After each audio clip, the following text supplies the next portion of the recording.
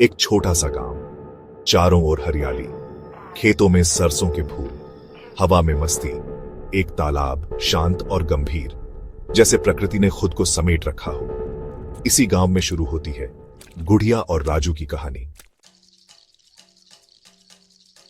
गुड़िया नटखट और चंचल, राजू शांत और समझदार, दोनों बचपन के दोस्त, साथ खेलते साथ हंसते। कभी गुड़िया राजू के पीछे भागती, कभी राजू गुड़िया को चिढ़ाता। दोनों की दोस्ती गांव में मिसाल थी। चांदनी रातें तालाब के किनारे, दोनों दोस्त बैठे होते। राजू कहानियां सुनाता, गुड़िया ध्यान से सुनती। एक दिन राजू ने गुड़िया को गुलाब का फूल दिया। गुड़िया शर्मा गई। दोनों के दिलों में कुछ हुआ, पर समझ न पाए। गांव छोटा था, बात फैलते देर नहीं लगी। लोगों ने गुड़िया और राजू को तालाब किनारे देखा था। फुसफुसाहट शुरू हो गई। चौपाल पर बुजुर्गों ने बात की, बच्चों को डांटा गया, पर प्यार तो पनप ही चुका था। सेक्शन 5, मंदिर की शपथ। गुड़िया और राजू ने फैसला किया। वे मंदिर गए, भगवान के सामने हाथ जोड़े, एक दूसरे का साथ निभाने की कसम खाई। उनका प्यार सच्चा था, वे साबित करना चाहते थे। सेक्शन 6, समय का पहिया। समय बीतता गया।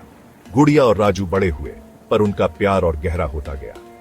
राजू पढ़ने शहर चला गया। गुड़िया ने उसका इंतजार किया। उनके खत प्यार की गवाही देते थे। सेक्शन 7, शहर की चकाचौंध। शहर की चकाचौंध में राजू खोसा गया। पढ़ाई के बाद नौकरी मिल गई, नए लोग, नया माहौल। धीरे धीरे गुड़िया की यादें फीकी पड़ने लगीं, खत आने बंद हो गए। सेक्शन 8, वापसी। एक दिन राजू गांव वापस आया, सालों बाद। गांव वैसा ही था, तालाब, खेत और वो मंदिर। उसे गुड़िया की याद आई। वो भागता हुआ गुड़िया के घर पहुंचा। सेक्शन 9, नई शुरुआत। गुड़िया भी उसे नहीं भूली थी।